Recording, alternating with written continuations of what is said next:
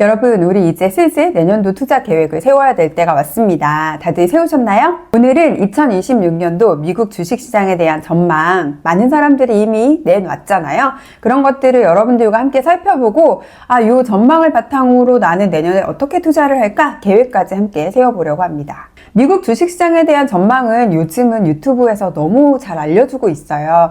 여러분 대부분이 아마 즐겨보는 시황 채널 하나 정도는 있으실 것 같은데요. 그 하나만 꾸준히 보더라도 이런 정보는 쉽게 얻으실 수 있거든요. 그런데 나는 바빠서 이런 유튜브를 꾸준히 보기가 어렵다, 볼 시간이 없다라고 하시는 분들은요, AI를 활용해서도 충분히 정보를 얻으실 수 있습니다. 저도 AI에게 질문을 해봤어요. 골드만삭스, JP모건, 시티은행 그리고 월가의 주요 인사들이 내놓은 2026년도 미국 주식시장의 전망을 요약해서 알려줘! 라고 얘기를 했더니 정말 차르륵 요약해서 알려주더라고요. 간단하게 여러분께 이 전망을 말씀을 드리고 그 다음에 투자 계획으로 넘어가 볼게요. 결론적으로는 내년도 미국 주식시장 여전히 좋을 것이다. 이게 핵심이었어요. 다만 중간에 변동성이 매우 클 수 있다. 그러니 약간은 조심해야 된다라는 의견들이 있더라고요. 월가의 대표적인 강세론자죠. 톱니라고 여러분도 많이 알고 계실 것 같은데요. 톱니는 상반기에 특히 한 5월 정도에 미국 주식시장이 큰 폭의 조정을 겪을 것이다 라는 의견을 내놓았다고 합니다. 그런데 여러분 너무 걱정 안 하셔도 되죠. 우리 올해 4월 달에도 큰 폭의 조정을 겪었잖아요. 그렇지만 모두 죽지 않고 잘 살아있으니까 내년도 언제 올진 모르지만 그런 변동성이 한 번은 크게 올 수 있다 라고 생각하시면 될 것 같습니다. 내년도 주식시장이 여전히 좋을 것이다 라는 전제에는 금리 인하가 있는데요. 미국이 지금 금리를 내리고 있는 추세잖아요. 그런데 내년에도 내려주긴 할 건데 어느 정도의 속도로 내릴 것이고 어느 정도의 폭으로 내릴 것이냐, 이것이 조금 시장에 영향을 줄 것이다 라는 의견들도 있더라고요. 하지만 중간선거를 앞두고 있기 때문에 시장의 기대를 무너뜨리진 않을 것 같거든요. 알 수 없지만 내년을 함께 지켜보시면 좋을 것 같습니다. 그리고 우리가 투자 많이 하고 있는 AI 관련 기술주들 궁금하시잖아요.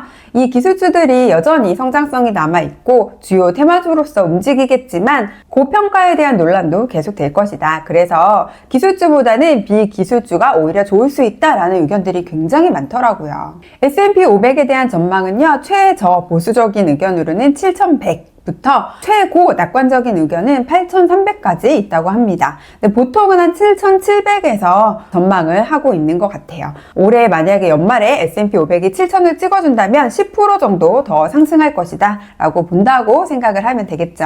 그렇다면 이런 내용들을 바탕으로 나는 내년에 어떻게 투자를 하지? 이걸 계획을 세우셔야 됩니다. 물론 내년에 시장이 예상과 다르게 올라갈 수는 있지만 그러면 또 그때 가서 거기에 맞게 변경을 하면 되는 거니까요. 일단은 1년 정도 내가 투자를 이렇게 해야지 라는 계획은 반드시 세우셔야 합니다. 먼저 저는 일단 장기 투자자이기 때문에 기존에 보유하고 있는 종목은 그대로 잘 유지를 할 생각입니다. 현재 제가 보유하고 있는 종목과 비중이 궁금하실 것 같아서 살짝 보여드리겠습니다. 저는 계좌가 여러 개가 있는데 지금 보여드리는 것은 한 개 계좌예요.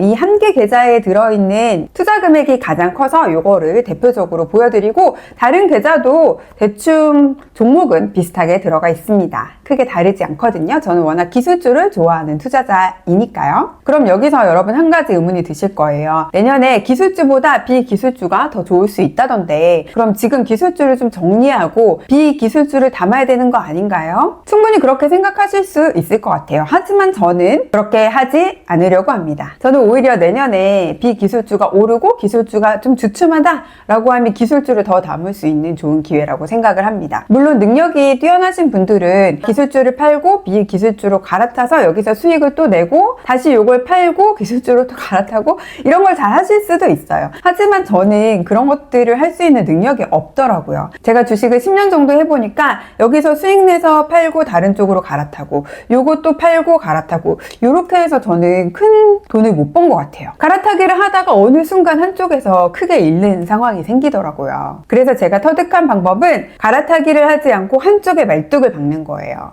다른 애들이 잘 나갈 때 나는 요 말뚝 박은 걸 열심히 사서 모으는 거죠. 그러다가 얘 차례가 오면 내 자산이 크게 오르는, 이게 훨씬 저랑은 잘 맞는 투자법이었어요. 그래서 저는 내년에도 기술주를 열심히 살 생각입니다. 그리고 전망을 보면 내년에 기술주가 나쁘다 이런 얘기는 아니거든요. 기술주도 성장을 할 건데 상대적으로 비기술주들이 그동안 많이 못 올랐기 때문에 굉장히 저평가되어 있기 때문에 이 아이들이 크게 오를 수 있다는 거지 기술주가 떨어질 거예요. 기술주 이제 안 좋아요. 이런 얘기는 절대 아니었습니다. 너무 걱정은 안 하셔도 될 것 같고요. 내년은 제가 가지고 있는 보유 수량을 잘 지키면서 추가적으로 비중을 확대하고 싶은 종목을 열심히 매수할 계획입니다. 그렇다면 이제 두 번째 고민이 생기죠. 내년에 크게 한번 조정이 온다면서요. 그러면 그때 저가에 매수하면 좋은 거 아닌가요? 당연히 좋죠, 여러분. 하지만 여러분들이 정말 시장이 크게 빠질 때 살 수 있는 용기가 있는지 그건 스스로 생각을 해보셔야 됩니다. 제가 올해 초에 삼성증권의 계좌 잔고가 한 18억 정도에서 출발을 했어요.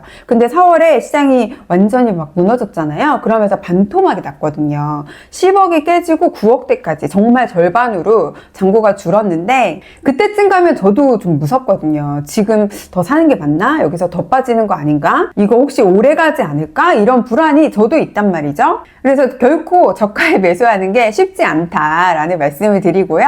그렇다면 그 전에 다 팔고 나오는 게 맞지 않나요? 라는 생각이 드실 수도 있는데 그것도 아니라는 점. 우리가 일단 타이밍을 정확히 알 수가 없잖아요. 그리고 그때 반토막이 났을 때도 아무것도 하지 않고 잘 보유하고 있었거든요. 그럼에도 불구하고 시장이 반등을 하니까 결국 제가 가지고 있는 기업들은 다 제자리를 찾았고 오히려 그때보다도 더 많이 상승을 해서 지금은 계좌 잔고가 훨씬 더 많이 늘었거든요. 그래서 여러분들께 말씀드리고 싶은 거는 우리가 타이밍을 미리 알면 좋겠지만 아마 그렇지 못할 가능성이 굉장히 높기 때문에 떨어지기 전에 팔고 나와야지 라고 생각 안 하셔도 되고 떨어졌을 때 견디지 못해서 파시는 거 절대 안 된다. 그리고 떨어졌을 때 더 사고 싶은데 무서워서 못 샀다. 괜찮습니다. 라는 것들을 말씀을 드리고 싶습니다. 원래 가지고 있는 약간의 여유 자금이 있고 추가적으로 커버드콜에서 나오는 매달 들어오는 분배금이 있습니다. 제가 지금 분배금에서 투자를 할 수 있는 금액은 한 150만 원 정도가 되는데요. 저는 이걸 잘 활용을 해서 투자를 할 생각입니다.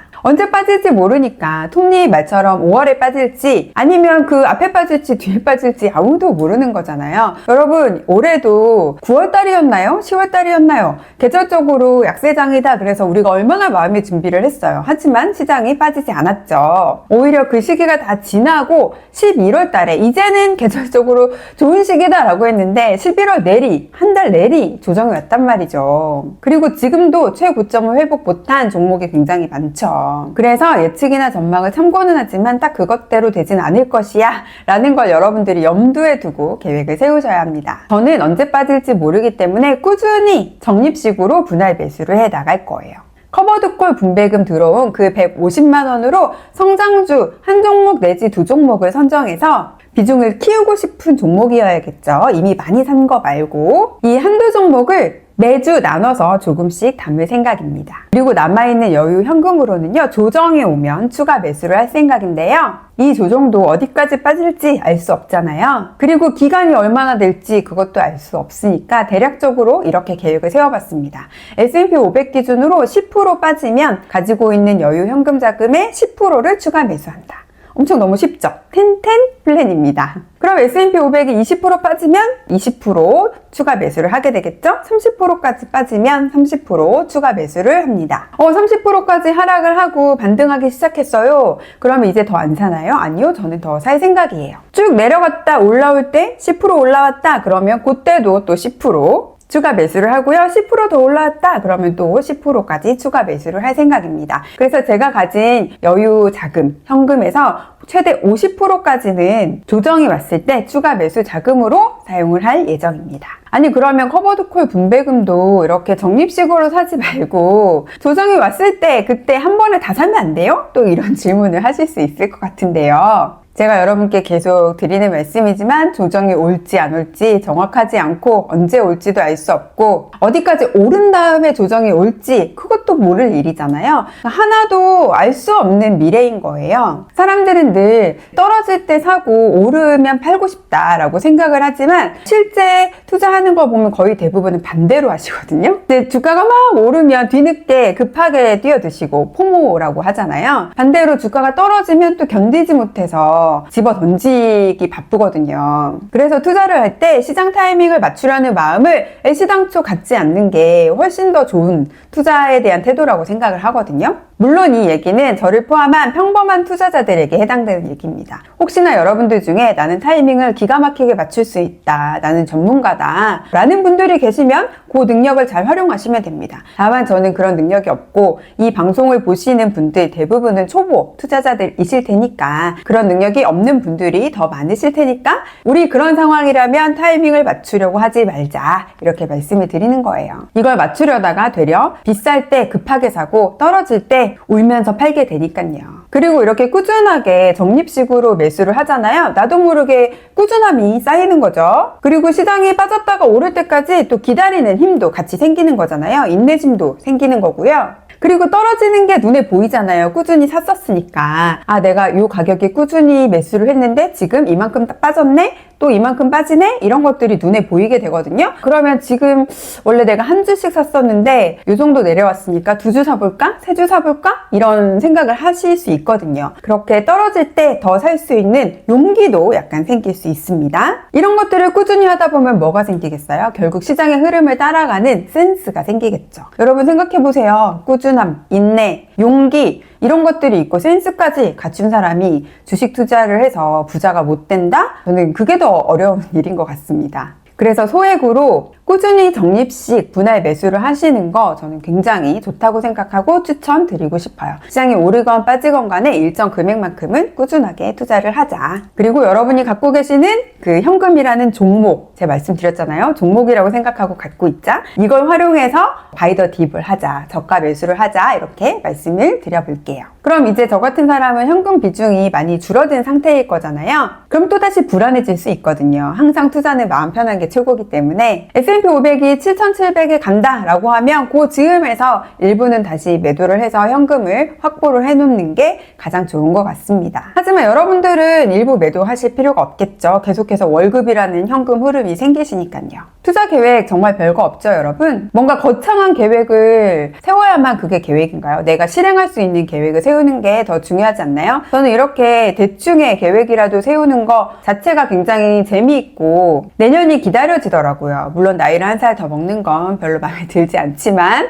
아, 내년에 내가 이렇게 투자를 하면 나는 더 부자가 될 수 있겠네 라는 생각도 들고 이렇게 계획이 있으면 조정장도 그렇게 무섭지 않거든요. 여러분도 꼭 간단하게라도 투자 계획을 세워보셨으면 좋겠고요. 저는 네이버에 제린스 라이프라는 카페를 운영하고 있잖아요. 이 카페에서는 이렇게 매주 주식을 매수하는 분할해서 매수하는 챌린지가 이미 있습니다. 많은 분들이 함께하고 있고요. 올해 11월 달에 조정이 왔을 땐 우리 티끌이라도 좀 더 모아보자 라고 해서 소액으로 주식을 매일 매수하는 이런 챌린지도 했었거든요. 이런 것들 함께 하고 싶은 분들은 저희 카페에 놀러 오세요. 그렇게 해서 언제 부자 되냐 생각하실 수는 있는데요. 제가 이 주식 투자 10년 이상 해봤고 재테크는 더 오랜 시간을 해봤는데 결국에는 부자가 되는 사람들은 투자를 잘하는 사람은 아닌 것 같아요. 돈에 대한 태도를 먼저 바꾸고 투자에 대한 올바른 마인드를 가진 사람이 부자가 되지 투자를 해서 수익을 잘 내는 사람이 부자가 되는 경우는 거의 못 봤거든요. 왜냐하면 투자라는 게 한 번 대박 터지고 끝이 아니라 계속 긴 세월을 이 종목에 투자를 하고 팔고 다른 걸 또 사고 이게 반복이 되는 거잖아요. 그래서 기본적인 어떤 마인드나 철학이 없고 돈을 대하는 태도가 올바르지 않은 상태에서 그냥 투자해서 몇 번 돈을 번다, 돈을 벌었다 이런 분들은 언제일지 모르지만 다음일 수도 있고 다다음일 수도 있고 다다다음일 수도 있는데 반드시 잃는 경우가 생기더라고요. 반대의 경우는 투자를 하면서 돈을 잃을 수도 있지만 반드시 다음이 됐건 다다음이 됐건 그 다다음이 됐건